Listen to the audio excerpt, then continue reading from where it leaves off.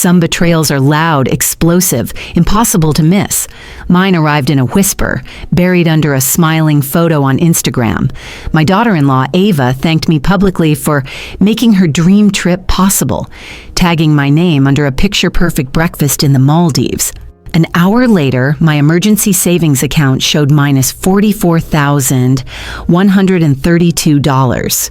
It wasn't an accident. It wasn't a mistake.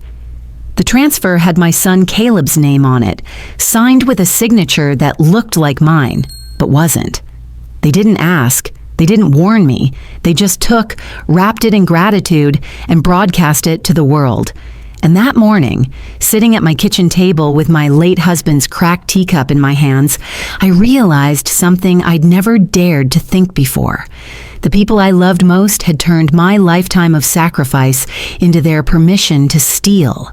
Evelyn Hart's mornings were a quiet choreography of habit.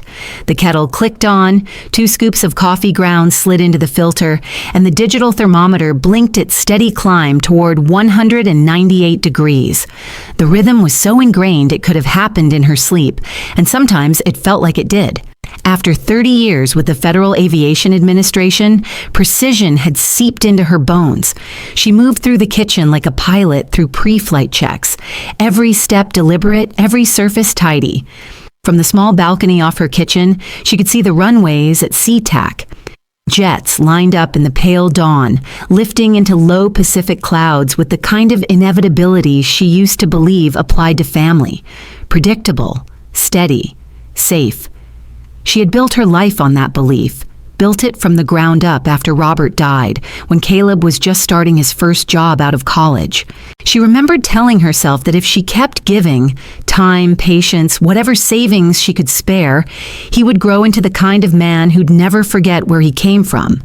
Her home still carried Robert's presence in small, stubborn ways. A dent in the hallway wall from when he'd moved the dining table. The faint scent of his cedar aftershave trapped in the folds of an old winter coat. She hadn't changed much after he passed. Even the teacup with a hairline crack at its base remained in the cupboard, the one he'd bought for their 25th anniversary. It wasn't sentimentality so much as a quiet loyalty to the life they'd built, to the sacrifices she'd made to keep it intact. The truth was, Evelyn's sacrifices began long before Robert's death.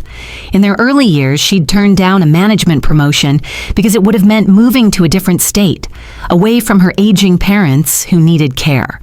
Later, when Caleb was born, she worked night shifts so she could be home in the afternoons. She kept meticulous budgets, stretched paychecks, and funneled every unused travel stipend into a savings account labeled emergency. That account became her invisible safety net, never touched except for hospital bills and a single leaky roof repair. Her friends often asked why she never took more for herself. No big vacations, no new car every few years.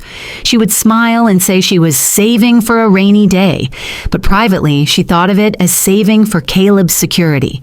She imagined that one day when she was gone, he'd find the account and understand the years of quiet discipline that had built it. She imagined him proud, maybe even grateful. On this particular morning, as she poured hot water over the grounds in a slow, even spiral, Evelyn felt the familiar ease of a day with no emergencies. There were emails to answer for the women's safety group she co-ran, and maybe she'd walk to the corner market if the rain let up. Nothing urgent, nothing heavy. Just the hum of the airport beyond her window, a soundtrack to her life's long service. Her phone buzzed on the counter. A group text from an old FAA colleague lit the screen. Something about a reunion luncheon. She typed a quick, polite decline. Caleb and Ava were due to stop by later to pick up some winter coats they'd stored in her spare room. Evelyn liked having them visit, even if the conversations often drifted toward Ava's brand partnerships and Caleb's photography gigs. She told herself it was just their way of sharing their lives with her. She set the phone down and leaned against the counter, letting her eyes wander over the neat rows of spice jars, the pantry stocked with basics, the framed photo of Caleb at age 10 holding up a model plane they'd built together. Back then, he'd talked about being a pilot like his father.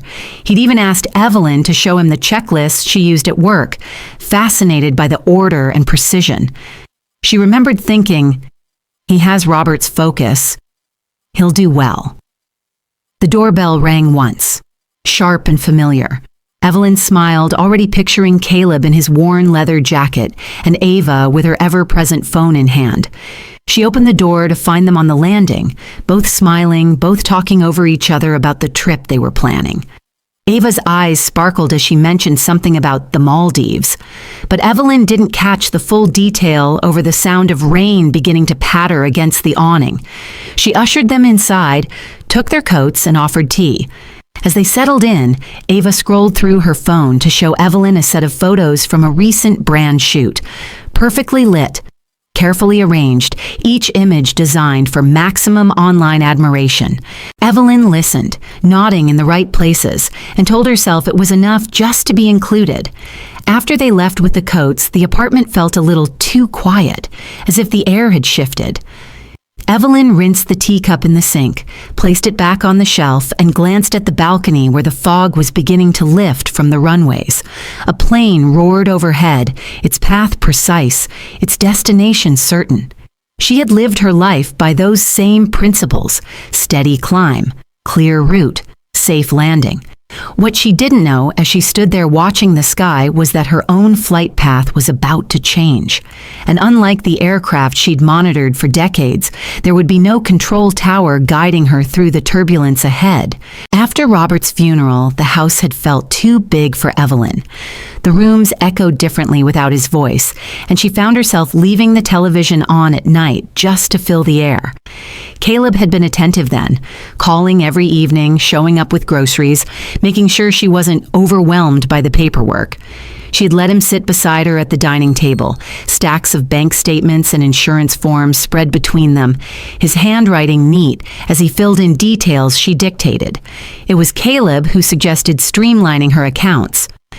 "Just in case you ever need me to step in, Mom," he'd said, sliding a pen toward her. She remembered hesitating for only a second before signing the authorization form. The way he smiled afterward had been warm, grateful. At least that's how she'd chosen to see it. In those early months, he'd even offered to handle some of the bills online. "You've got enough on your plate," he'd insisted. She agreed, relieved to let someone else manage the small burdens. At the time, it felt like an extension of Robert's protection, passed down through their son. One evening, months later, Evelyn came home from the market to find a delivery box on her porch.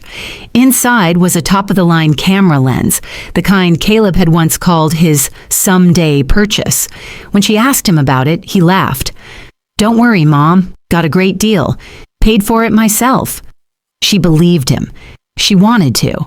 But a few days later, she noticed a withdrawal from her checking account that she didn't remember making. It wasn't much, just a few $100s, and she convinced herself it was an oversight. Now, standing in her kitchen years later, that memory flickered at the edge of her mind. She tried to shake it off, returning to the comfort of her routines. She reached for the ledger she still kept in the drawer by the fridge, a habit from her FAA days when every expense was logged, every discrepancy chased down. The latest entries were clean, orderly. Still, she traced her finger over Caleb's handwriting from years ago, the way he looped his L's, the slightly slanted numbers. Her phone buzzed again, pulling her from the past. A notification from Ava's Instagram. Evelyn opened it to see a photo of Ava in a sunlit cafe, cappuccino art swirling in the cup, her caption full of gratitude for family who make dreams possible. Her own name was tagged in the post. Evelyn smiled faintly, though something about the wording made her pause. She set the phone aside and made herself tea, using the cracked anniversary cup. The steam curled upward, blurring the edges of the kitchen in a way that made the past and present seem to overlap. She thought about Caleb at age 12, trying to bake a cake for her birthday. He'd used twice the sugar, and the frosting slid off in lopsided chunks, but he'd stood there beaming, proud of what he'd made. That was the Caleb she wanted to hold on to, the one who brought her wildflowers in a paper cup, the one who asked how planes stayed in the air. But another memory crept in. The time she found him in her study, rifling through the locked file cabinet. He'd claimed he was looking for old family photos, and she'd let it go. Only later did she realize the folder containing her life insurance documents had been moved. She had told herself she was imagining things. Now, with the runway lights winking in the distance and the sky turning a deeper gray, those old moments began to align in her mind, not as isolated incidents, but as points on a quiet, deliberate path. The rain eased, and the low rumble of a departing jet filled the air. Evelyn stepped onto the balcony, letting the cool dampness settle on her skin. She closed her eyes and listened to the steady hum, the same sound that had always meant safety to her. When she opened them again, she caught sight of her own reflection in the glass door. Older, steadier, but with a question in her eyes she couldn't quite name. She turned back into the kitchen, set the empty cup in the sink, and drew the ledger toward her. For the first time in years, she flipped to the back, where blank pages waited. She picked up her pen and wrote the date. The line stayed empty after that, as if her hand refused to commit the next words. She didn't know yet what she was looking for, only that she needed to be ready to write it down when she found it. The first sign came as nothing more than a stray sentence drifting from the living room. Evelyn was in the kitchen reorganizing the pantry shelves when she heard Ava's voice, light, almost sing-song. The Maldives resort and business class flights are all paid. We're leaving in 4 days. Evelyn froze with a jar of jasmine rice in her hand. She hadn't asked where they were going or how they were paying for it. She wasn't invited. That much was obvious, but the words all paid settled oddly in her mind. The Maldives was not a weekend getaway. From the sound of it, Caleb was nearby, murmuring something she couldn't quite catch. Ava laughed then, a quick little burst that made Evelyn's stomach tighten. With her history in aviation, she wouldn't mind. She's used to people flying away. It was framed like a joke, but there was a precision in the delivery, too deliberate to be careless. Evelyn placed the jar back on the shelf, her hands suddenly cold. She poured herself a glass of water, drank half, and stared at the condensation sliding down the glass. In the other room, Ava's conversation moved on to photographers and lighting setups for the brand narrative. When Ava's voice trailed off, Evelyn turned her attention to the kettle, resetting it, though she didn't plan to drink more tea. Her gaze drifted toward the small laptop on the counter. She opened it, fingers moving almost automatically to log in to the bank's website.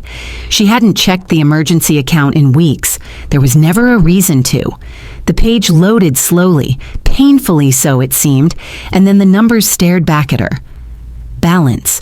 Negative 44,132. The digits were red, glaring against the white screen, almost pulsing.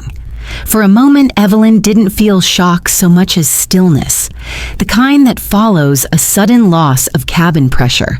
She clicked through to the transaction history. The most recent entry was from a high-end travel agency. This wasn't a budget fare or a modest seaside inn. It was an all-inclusive luxury package. Private villa, peak season, international airfare. The booking name was Caleb Hart.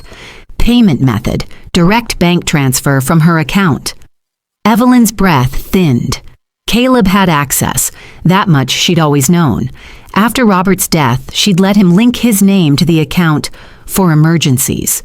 Back then, it had seemed like trust, like family closing ranks to protect one another. Now it looked like a blueprint for theft. She closed the laptop slowly, almost tenderly, as though any sudden movement might make the reality more solid.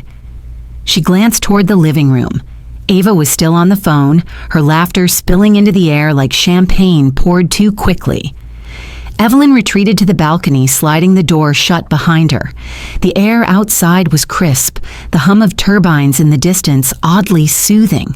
She gripped the rusted railing, her knuckles whitening. There were no tears, no raised voice, only the weight of knowing that something had shifted permanently. It wasn't just the money, though the sum itself was staggering. It was the audacity. They hadn't asked. They hadn't even left a note. They'd wrapped the theft in the language of gratitude, tagged her in curated snapshots, and called it family. Evelyn stayed outside until the cold pressed deep into her bones. She watched a jet arc into the low sky, its ascent smooth and certain. People on board would be clinking glasses, reading novels, settling into sleep, unaware of the lives they were leaving behind. She wondered if Caleb and Ava had already begun to imagine themselves on that flight, their excitement buoyed by funds siphoned from the account she'd built one careful deposit at a time. When she returned inside, Ava had disappeared into the bedroom, still talking to someone about the visual story arc of their trip. Caleb's voice was absent. Evelyn moved to the kitchen table, sat down, and picked up the cracked teacup Robert had given her. She traced the fine fracture with her thumb, the imperfection smooth from years of washing. She thought of her own life that way, once whole, now altered, but still in her hands. She didn't say anything when Ava reemerged, didn't confront, didn't accuse. Instead, she asked if they'd be needing the spare room that night. Ava shook her head, explaining they had dinner plans. She smiled as if nothing had happened, as if Evelyn hadn't just watched $44,000 vanish from her future. Evelyn nodded, her expression neutral, and saw them out. When the door closed, she stood for a long time in the silence, the faint scent of Ava's perfume still hanging in the air. She returned to the laptop, opened the transaction record again, and stared at it until the screen dimmed. Some part of her wanted to believe there was an explanation. But the truth was sitting in her account history, time-stamped and signed in a way she couldn't ignore. This wasn't a misunderstanding. It was a choice. And choices, she knew, revealed the truth about people. Whether you were ready to see it or not, Evelyn reopened the transaction details, this time clicking deeper into the metadata. Old habits kicked in. Years of compliance work for the FAA had trained her to scan for irregularities that most people wouldn't notice. And there it was. The payment hadn't gone through the standard authorization sequence. It had used a bypass method, one she recognized instantly, because she had written the recommendation memo that patched it back in 2008. The vulnerability had been meant for internal testing, accessible only to those who knew the exact override sequence. Her breath caught in the smallest way. Caleb had been in the room when she wrote that memo, a teenager fascinated by the systems she worked on. He'd asked a dozen questions that night, his eyes bright with curiosity. She'd been proud of his interest, even told Robert later that maybe Caleb would follow in her footsteps. Now she saw that moment differently. He hadn't just learned, he'd remembered, and he'd waited. She closed the window, the cursor blinking in a way that felt almost taunting. There was no accident here. He had reached into her past, into the very skills she had built to protect others, and turned them into a weapon against her. The laptop chimed with a new notification. Evelyn's fingers hovered before clicking it open. Instagram. Ava had tagged her in a post. She hesitated before looking, half afraid, half resigned. The image filled the screen, a pristine white breakfast table on a sunlit terrace, plates of tropical fruit, pastries, and coffee in elegant porcelain cups. The ocean glittered in the background, impossibly blue. The caption read, "Forever grateful to the woman who made this dream possible. Love you, Evelyn." A heart emoji, a palm tree. Dozens of likes were already rolling in, comments filled with admiration. Such a lucky daughter-in-law. Family goals. Evelyn, you're amazing. Her name was not just mentioned. It was cemented there, in the public eye, as the benefactor. It was a calculated move, she realized, not simply to show appreciation, but to frame the theft as generosity, to give it a narrative no one would question. If Evelyn confronted them, it would look like she was going back on a gift she'd proudly announced to the world. A hollow ache settled in her chest. She imagined her friends stumbling across the post, assuming she'd chosen to fund this trip. They'd smile, maybe even envy her closeness with her family. No one would see the truth, that this was not a gift, but a taking. She shut the laptop and carried it to the small desk by the window. Outside, the late afternoon light was thinning into the steel gray of evening. A plane lifted off in the distance, its nose tilting skyward, engines steady. Evelyn sat there for a long time, her hands folded loosely in her lap. The hum of the departing aircraft vibrated faintly through the glass, a sound she'd always associated with forward motion, with leaving but always returning. Now, it felt like something else entirely. She imagined herself on one of those flights, not as a passenger, but as someone simply leaving without telling anyone where she was going. No itinerary, no shared photos, no curated story for others to consume. Just gone. Her gaze followed the plane until it disappeared into the cloud cover. The sky closed behind it, seamless, as though it had never been there at all. She leaned back in her chair, the weight of the day pressing into her shoulders. The evidence was there, the bypass method, the signature in Caleb's name, the public tagging that reframed theft as tribute. Each piece fit together too neatly to be coincidence. The apartment was silent now, Ava's perfume long faded, Caleb's absence a quiet constant. Evelyn let her eyes close for a moment, listening not to the hum of the airport, but to her own breathing. Slow, measured, like counting seconds before a decision. Whatever came next, she thought, would not be about reclaiming the money. That part was already gone. What mattered now was reclaiming herself. But for tonight, she stayed in her chair by the window, watching as another plane began its climb, its lights flickering against the darkening sky. An unspoken reminder that departures come in many forms, and some of them don't require permission. Evelyn began her mornings the same way, but there was a new step now, one that slipped into her routine as quietly as the hum of the kettle. Before she poured her coffee, before she opened the curtains, she powered up her old laptop. Not the sleek one Caleb had convinced her to buy, but the heavy, slightly battered model she'd kept in a drawer, the one he'd never set up for her. She logged in without sound, navigating directly to her bank statements. The cursor became her metronome, clicking through each transaction with the slow precision she used to reserve for compliance audits. She wrote everything down by hand, dates, amounts, confirmation codes, on a spiral notebook that never left her side. It wasn't paranoia, it was procedure. And procedure had saved lives in her line of work. No one asked what she was doing. Caleb and Ava drifted through the apartment like tourists in a hotel lobby, their conversations always orbiting upcoming shoots, sponsorship deadlines, and travel itineraries. Evelyn could be sitting in the same room and still feel invisible. She found herself testing this invisibility. One morning, while they were both on their phones, she deliberately dropped a spoon on the tile. The metallic clang echoed through the kitchen. Neither of them looked up, so she kept moving in silence. The folder in her desk grew heavier with printouts. She copied screenshots onto an external drive, labeling each file with meticulous clarity. The evidence took shape. The bypass sequence used for the transfer, the timestamps between 2 and 4 a.m., the pattern of withdrawals just under the alert threshold. Her heart didn't race as she worked. If anything, she felt calmer with each page added to the stack. The chaos of being blindsided was giving way to the steadiness of documentation. Some nights after they went to bed, she'd sit by the kitchen window with her tea, scrolling through Ava's feed. The Maldives posts were multiplying. Golden beaches, infinity pools, champagne flutes clinking at sunset. Each one had Evelyn's name in the caption, the digital equivalent of a signature she had never agreed to. The comments blurred together after a while. "You're the best mother-in-law. So generous. Family is everything."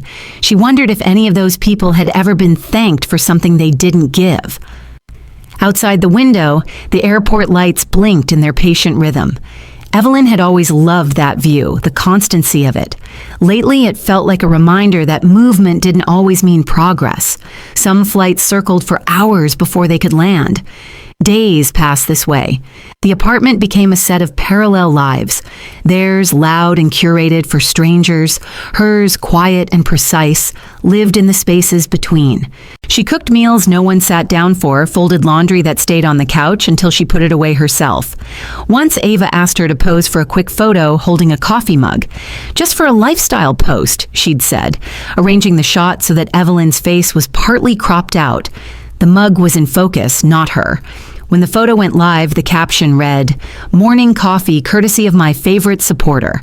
Evelyn's hands were instantly recognizable to her, but to everyone else they could have been anyone's. The irony wasn't lost on her. She was being erased in plain sight, reduced to a background prop in stories that used her name when it was convenient and her silence when it wasn't. In the evenings, she made a habit of locking the drawer where she kept the growing folder. The small, satisfying click of the lock was the only boundary she had left in the apartment. She doubted they'd notice if the drawer vanished entirely. One night, she stood in the hallway outside their closed bedroom door, listening to the low murmur of their voices. She couldn't make out the words, only the tone. Confident, self-assured, as if they were the only ones who mattered in the world. She thought of how easily she had let Caleb's presence fill the void after Robert's death, how much space she'd made for him without ever asking for it back. Now that space was occupied by something else entirely. When she returned to her room, she sat at her desk and opened the notebook. She wrote a single line beneath the day's entries. "They will not see me coming." It wasn't vengeance she was planning. It was something quieter, sharper. The kind of response that left no fingerprints but changed the landscape entirely. The apartment was silent but for the ticking of the wall clock. Somewhere in the distance, a plane lifted into the night, its lights blinking until they were swallowed by the dark. Evelyn watched it until it was gone, her own reflection faint in the glass. Present but unnoticed. Evelyn was sorting through a stack of old financial documents when she noticed something that made her hand still mid-page. It was an envelope she didn't remember labeling, tucked between older insurance forms and tax returns. The flap had been resealed, the adhesive rough from being opened and closed more than once. Inside was a single-page authorization form. Her full name was printed neatly at the top. The account number for her emergency fund written just below. The signature at the bottom looked like hers, but not quite. Her eyes narrowed. The curve on the E of Evelyn was too perfect, the tail on the N shorter than her natural handwriting. She knew why. Years ago, her signature had changed slightly after a hand injury. She doubted anyone else would notice the difference. But Caleb, he would. She leaned closer, tracing the ink with her eyes. It wasn't ink at all. The signature was a high-resolution scan, adjusted to fit cleanly in the allotted space. Whoever had done it had skill, but not enough to hide from someone who had signed her own name tens of thousands of times over decades of compliance reports. Her pulse didn't quicken. Instead, she felt that cold, clear focus she used to get before walking into an FAA audit meeting. Every detail mattered. Every piece of evidence needed to stand on its own. She placed the form carefully on her desk and opened her laptop. Without thinking twice, she navigated to her old contacts list and found a familiar name, Monica Reyes. Monica had been one of her most reliable team members in the safety division, sharp, discreet, and relentless in finding the truth. They hadn't spoken in years, but Evelyn knew that if anyone could help verify this, it was her. She typed a short, controlled message. "Need your eyes on something important. Possible forged authorization tied to my account. Can you meet?" It wasn't 10 minutes before a reply came through. Of course. When and where? Evelyn felt an almost imperceptible lift in her chest. She hadn't realized until that moment how heavy the silence had been, carrying this alone. Now there was someone else in the loop, someone who wouldn't dismiss her concerns or talk her into second-guessing herself. They arranged to meet that Saturday morning at a small cafe on South Hill, far from the glossy coffee shops Ava liked to frequent. Monica insisted on choosing the corner table, the one with a clear view of both the entrance and the street. It was a habit from their FAA days. Always know your exits.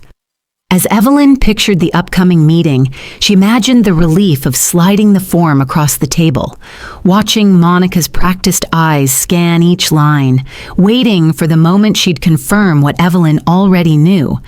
She gathered the rest of her evidence that night: bank statements, transaction logs, screenshots of Ava's tagged posts, even the metadata showing the bypass method. But the form was different.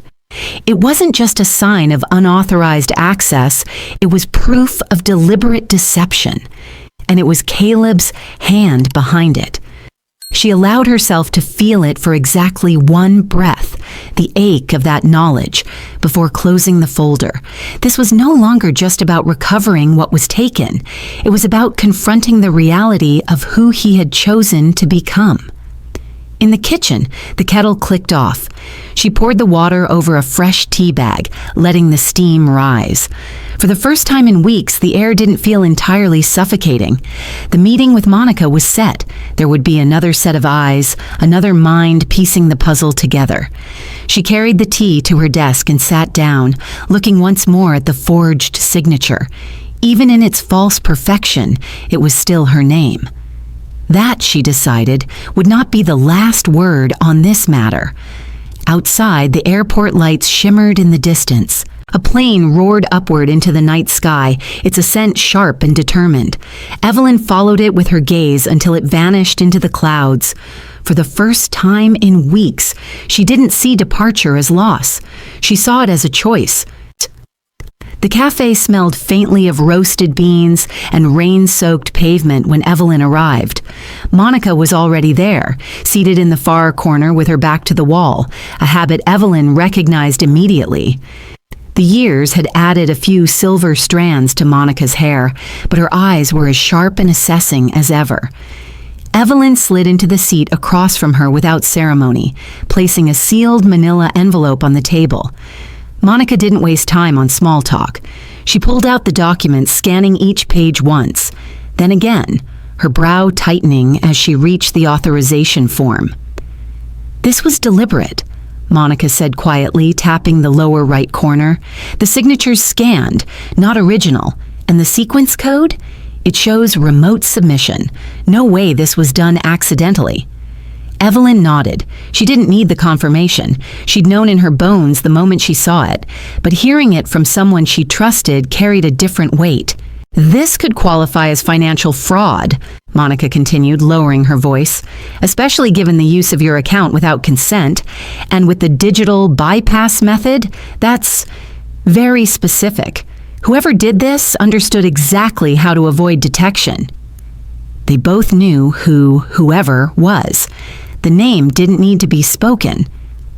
Monica reached for her coffee, studying Evelyn over the rim of the cup. "The question is, what do you want to do with this?" Evelyn leaned back, her hands resting lightly on the table. For weeks she had been moving in silence, gathering proof, building a picture no one else had seen. And now that someone else could see it, she realized she didn't need validation. She didn't need a jury of friends or family to declare her right. What she needed was control over her next move, over her boundaries, over the space her life would take going forward. She sipped her tea before answering. "I'm not ready to file anything, not yet. I need every detail locked down, cross-checked, and I want to make sure I can walk away without looking back." Monica gave a slow, approving nod. "Then we build your case quietly. I'll map a chain of custody for the documents. Every file, every transaction will be backed up in 3 places. If you decide to act, it'll hold." For the next hour, they worked together in the way they used to, efficient, precise, each step leading cleanly to the next. Evelyn found herself falling into the rhythm easily, the years between them folding away. Monica sketched diagrams on a legal pad, noting potential witnesses and timestamps that could corroborate the pattern of withdrawals. As they worked, Evelyn noticed something shifting inside her. The fear she had carried of being disbelieved, of being dismissed, was thinning. In its place was a clarity she hadn't felt in years. When they finished, Monica packed the documents back into the envelope, her expression unreadable. "You've got enough here to move forward whenever you're ready," she said. "But remember, this is your call, no one else's." Evelyn smiled faintly. "That's the point, isn't it?" They parted with a firm handshake, no lingering goodbyes. Evelyn stepped out into the cool afternoon, the air smelling faintly of wet asphalt. The sky was the pale gray of a runway just before takeoff, and she felt for the first time like she was no longer grounded. Walking back to her car, she thought about how much of her life had been lived in service to others. Robert, Caleb, even Ava in her own way. She had measured her worth in the stability she could provide, in the problems she could quietly solve without asking for thanks. But control, she realized now, didn't come from how much you could give. It came from knowing when to stop giving. By the time she reached her apartment, the decision had crystallized. She didn't need an apology from Caleb. She didn't need Ava to admit what she'd done. She didn't even need the money back. What she needed was to make sure they would never have access to her life like this again. Inside, she went straight to her desk and unlocked the drawer. She took out the folder, removed the original account documents, and began making notes in the margins. Changes to be made, accounts to close, passwords to replace. Each pen stroke felt like reclaiming another inch of her life. In the living room, Ava's laughter floated in from the hallway, her voice rising as she answered a call. Evelyn didn't pause. She didn't flinch. The sound no longer reached her in the same way. When she finished her notes, she closed the folder with deliberate care and set it aside. Then she walked to the kitchen, poured herself another cup of tea, and carried it to her chair by the window. Outside, a plane was lifting off, its engines a low, steady roar. Evelyn watched until it became a small glint in the sky, then disappeared into the clouds. It struck her then. She didn't need anyone to see her take off. She only needed to know she could. Monica had insisted on one final review before they left the cafe. She pulled the transaction logs back out, her pen moving in short, precise strokes as she circled numbers and underlined dates. "Look at this," she said, sliding the sheet toward Evelyn. "He didn't take it all at once. These are withdrawals spaced over 3 weeks, each one between 2 and 4 in the morning." Evelyn's eyes traced the pattern. The times were deliberate, just as Monica said. Those were the hours she was always asleep, deep enough that even if she woke, she wouldn't think to check her accounts until morning. The knowledge pressed on her chest. She imagined Caleb sitting in the dim light of the living room, tapping into her account while the apartment was still and silent. The thought wasn't just of betrayal, it was of intimacy used as a map for exploitation. He knew her habits, her schedule, her vulnerabilities. "That's how you avoid alert thresholds," Monica continued quietly. "Stay under the amount that triggers a flag. Repeat it often enough, and you can drain an account without a single automated warning." For a moment, Evelyn felt herself sinking again, as if the air in the room had thinned. Every number on the page was a small incision, each one cutting into years of trust. But then Monica closed the folder with a firm snap. "The important thing is, you've got him. Every transaction is documented. You could walk into any legal office tomorrow and have this filed as a fraud case." Evelyn stared at the folder for a long beat. She imagined the confrontation, the hearings, the explanations to friends and neighbors. She imagined Ava's polished social posts unraveling under the weight of public truth. And yet, the picture that came to her wasn't a courtroom. It was a quiet apartment by the water, shelves with only the things she chose to keep, mornings where no one could reach into her life without permission. She realized then that her power wasn't in exposing them. It was in removing herself entirely from their reach. "Monica," she said finally, "I'm not going to confront them. Not yet. I want this. Not for revenge, but so I can leave cleanly. No ties, no access, nothing they can use against me." Monica studied her for a moment, then nodded slowly. "Then you'll need to move quietly. No warning. Change your legal address only after you're settled. Transfer everything in phases so they don't notice until it's too late." Evelyn felt the first real flicker of anticipation she'd had in weeks. This wasn't retreat, it was a planned extraction, the kind she'd coordinated in her FAA days when crews needed to be moved without drawing attention. That afternoon, she began making calls. She found a small one-bedroom apartment on the edge of a quiet lake, owned by a retired engineer and his wife. The rent was modest, the building well kept. There was no elevator, but the second-floor windows opened to a view of the water, and the light in the mornings was described as soft but steady. The landlord had been wary at first. Too many applicants who promised to be quiet tenants but weren't. Then Evelyn mentioned her decades in federal service, her clean record, her preference for reading over parties. By the end of the call, they'd agreed to meet her the next day. When she arrived, the lake was a mirror for the pale winter sky. Ducks moved in slow lines near the shore, and the air smelled faintly of cedar. Inside, the apartment was empty, but not cold. Wood floors, white walls, a narrow balcony that would fit a single chair. It wasn't much, but it was enough. "I can have it ready by the 1st of the month," the landlord said. "I'll take it," Evelyn replied without hesitation. As she signed the lease, she felt the weight in her chest shift. Not disappear, but move into a place she could carry. This wasn't just a change of address, it was a severing of access, a reset of boundaries that had been ignored for far too long. That evening, back in her current apartment, she passed Caleb in the hallway. He barely glanced up from his phone, muttering something about a delivery. Ava's voice drifted from the living room, rehearsing a brand pitch to someone on speaker. Evelyn didn't stop. She didn't tell them she'd found a new home. She didn't owe them that. In her room, she opened the locked drawer and placed the signed lease on top of the folder of evidence. Two separate tools for the same purpose: freedom.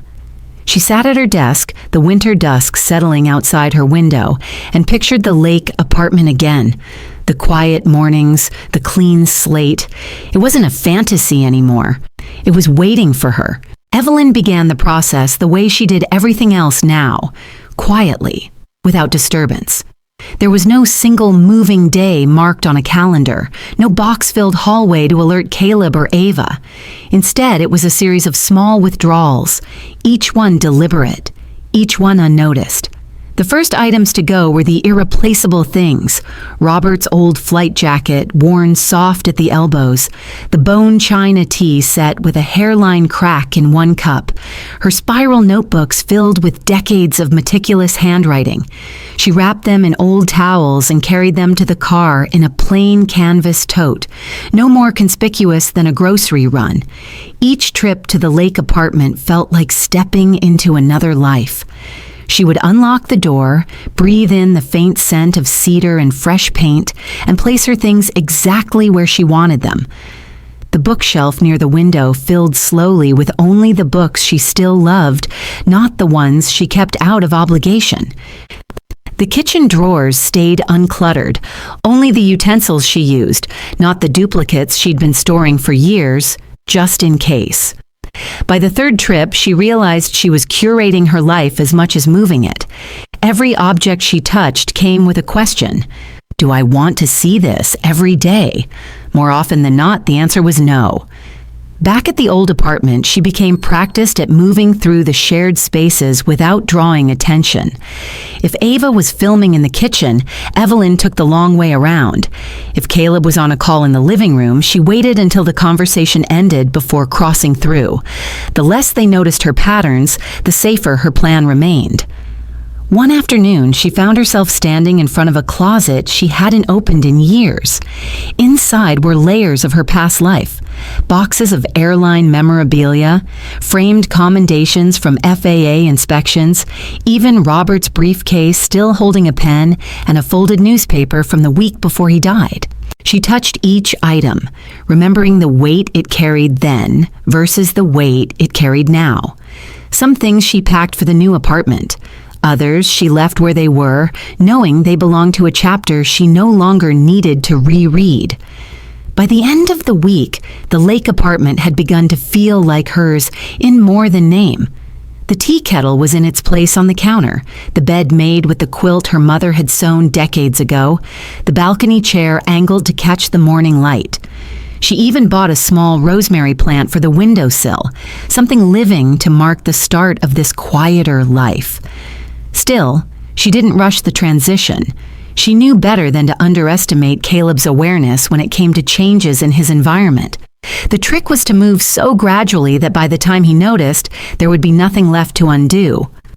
One evening, Ava asked if she could borrow one of Evelyn's scarves for a photo shoot. Evelyn led her to the closet, already stripped of half its contents, and handed her a patterned silk square she didn't mind parting with. Ava didn't notice the missing clothes or the empty space on the top shelf.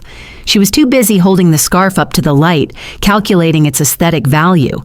It was moments like that that reassured Evelyn she was still invisible to them in all the ways that mattered. On her 5th trip to the lake, she stayed a little longer than usual. She sat by the window with a cup of tea, watching the water shift under a pale winter sun. For the first time in months, she felt the kind of stillness that didn't demand anything from her. No one was going to walk in with a request. No one was going to tag her in a post that twisted her story into theirs. She realized she didn't need anyone to witness this change for it to be real. The rebirth was hers alone, and that was exactly how she wanted it. When she locked up and returned to the old apartment that evening, Caleb and Ava were in the middle of a conversation about a new sponsorship. Evelyn walked past them without a word, carrying a tote that looked as if it held nothing more than a few groceries.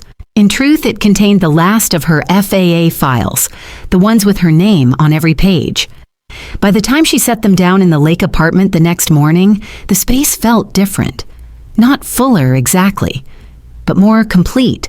It was late evening when Evelyn heard a soft knock on her bedroom door. She paused mid-fold, a stack of sweaters in her hands, unsure whether to answer. The knock came again, gentle, almost hesitant. When she opened the door, Ava stood there barefoot, wrapped in a pale robe, one hand clutching her phone as if it might anchor her. Her usual polish was gone. The hair that was always styled for the camera now hung loose, and her eyes had a faint redness around them. "Can I talk to you?" she asked. Evelyn stepped aside. Ava entered slowly, scanning the room as though seeing it for the first time. Her gaze lingered on the half-empty shelves, the suitcase by the closet. "I know about some of what happened," Ava began, her voice low. "Caleb told me, not everything, but enough. I didn't ask questions because it was easier not to. We needed the money, and he said it wasn't hurting you." She swallowed. "I told myself it was for the good of both of us." Evelyn said nothing, her face calm, almost unreadable. She could feel the words Ava wasn't saying hanging between them, the quiet admission that selfishness had been dressed up as practicality. Then Ava shifted, as if bracing herself. "There's something else. The Maldives trip, it wasn't just a vacation. We pitched it to a brand as part of a content deal. They paid for it. A big advance.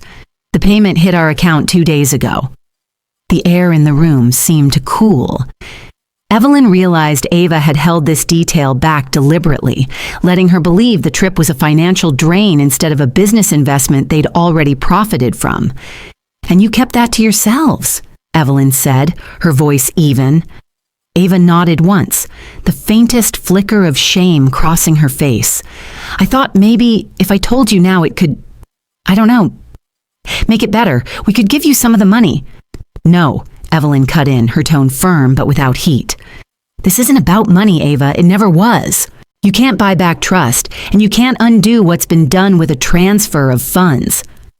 Ava looked down, twisting the edge of her robe. For a moment, Evelyn almost saw her as she might have been, young, uncertain, caught between ambition and conscience. But the feeling passed. Ava had made her choice, and she had lived comfortably inside it until now. Evelyn turned toward the desk, where the envelope containing her new lease sat beside a single silver key. She picked up the key and held it in her palm, its weight solid, final. "I'm leaving," she said simply. "Not in a week, not in a month. Now." Ava's head jerked up. "You're... what?"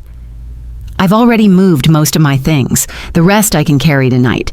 You and Caleb won't have to wonder when I'm going, and I won't have to explain why."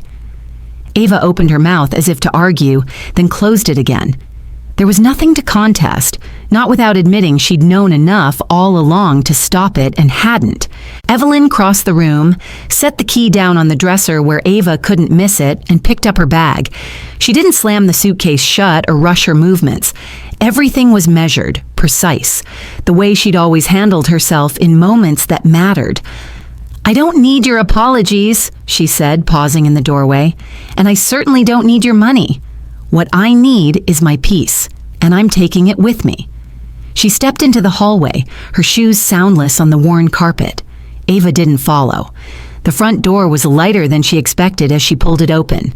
The cool night air swept in, carrying the faint scent of rain. She took one last glance around, not at the furniture or the walls, but at the empty spaces where her life had once been tangled with theirs. Then she stepped outside, closing the door firmly behind her. The click of the latch was quiet, but in Evelyn's mind, it sounded like the clean snap of a final connection breaking. The elevator ride down felt strangely short. By the time she reached the street, she could see the glow of the Lake Apartments windows in her mind, waiting for her. She didn't look back. The Lake Apartment settled into her life the way a well-made chair settles into its place by the window, quietly, without fanfare.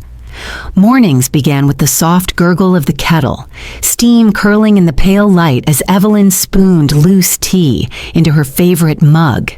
The view from the balcony was never the same twice. Sometimes the water lay glass still, reflecting clouds like a second sky. Other times it rippled under the steady push of wind, catching flashes of sunlight like scattered coins. She filled her days slowly, refusing the urge to rush toward anything. The grocery store was a short walk away, the library a few blocks further.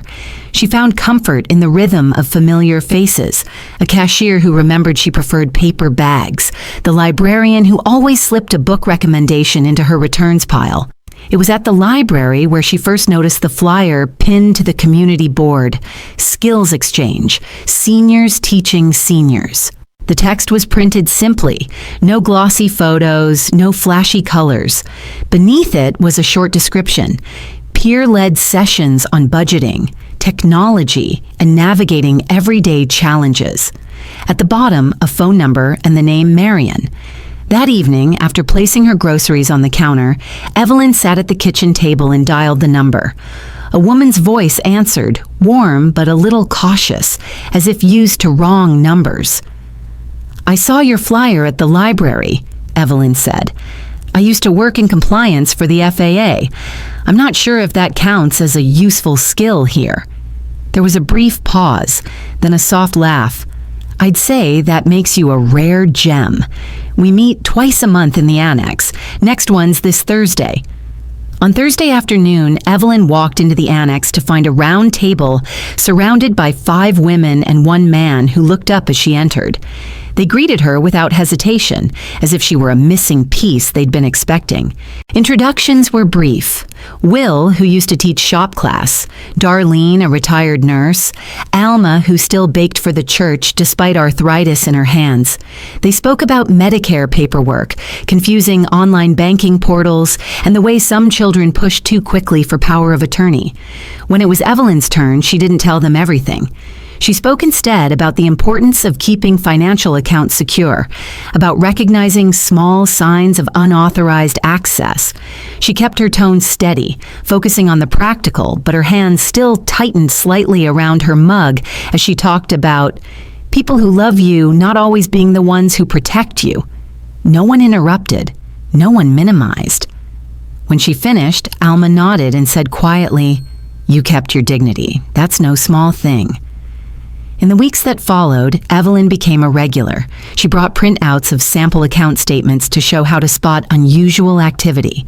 She helped Darlene set up two-factor authentication on her phone, and she taught Will how to scan and store important documents securely. She found herself looking forward to the meetings, not because she needed the help, but because they offered something she hadn't realized she'd been missing. In that room, there was no performance, no hidden ledger of favors owed. Everyone gave what they could and took what they needed without tallying the exchange. Outside of the group, Evelyn's life took on a quiet order. She tended to the rosemary plant, learning just how much water it needed without drowning its roots. She organized her books by subject rather than color, ignoring the aesthetic trends Ava might have insisted on. Sometimes in the stillness of the late evening, she would think about Caleb. Not with the sharp ache of betrayal, but with the cooler distance of someone observing a shoreline from across the water. She wondered if he was still with Ava, if the deals and brand pitches still filled their days, if he ever sat down in silence long enough to hear his own regret. But she never reached for the phone. The peace she'd built here was too clean to risk. One morning, as she walked to the grocery store, she passed a bench where a young mother was struggling to fold a stroller while keeping hold of her toddler's hand. Evelyn stopped, offered a quick tip on the folding latch, and within seconds, the stroller collapsed neatly. The woman laughed in relief. "You've probably saved me 20 minutes. Evelyn smiled and continued on, realizing that the skills she'd carried from her old life still had value here. Not in boardrooms or federal offices, but in small human ways that left no debt behind. By late spring, she had added another quiet ritual to her days. After the skills exchange meetings, she would walk the perimeter of the lake, circling slowly, watching the light shift on the water. Sometimes Will joined her, sometimes not. There was never pressure either way. On one of those walks, Alma told her, "It's strange, isn't it? How the biggest changes in our lives aren't always visible to anyone else." Evelyn nodded. She understood perfectly. At home that evening, she brewed her tea and carried it to the balcony. The air was cool but not cold, the water below moving in long, unhurried strokes. From here, the world she had left behind felt impossibly far away, not because of distance, but because of the quiet she had chosen. She didn't need headlines or applause for what she'd done. The honor was in knowing she had stepped away before the cost became too high, that she had rebuilt her life without asking permission, and in that there was a dignity no one could take. The letter arrived on a Tuesday, slipped under her door without a return address. Evelyn recognized the handwriting instantly, Caleb's, neat but slightly leaning to the right. She set it on the table and made tea before opening it, unwilling to meet the words with anything less than a steady mind. Inside, the message was brief. He admitted to everything. The forged signature, the timed withdrawals, the justifications he'd told himself until the theft no longer felt like theft. He wrote that Ava didn't know the full extent, that he had kept her at a distance when she asked questions. And then the line that caught her breath. "I'm not asking for forgiveness. I just want you to know I understand why you left." She folded the letter carefully and placed it in the drawer beside her own unsent words to him. Two truths, both incomplete, both final in their own way. That evening, Monica called. Her voice was calm, but Evelyn caught the thread of something softer beneath it. "I thought you should know. Caleb tried to reverse 2 of the transfers last week. The system flagged and blocked him, but the attempts were logged." Evelyn sat with that for a moment. It didn't change the past, didn't erase the choices he'd made, but it was proof of something, remorse, however late, however quiet. And with that came the weight of a truth she had known all along.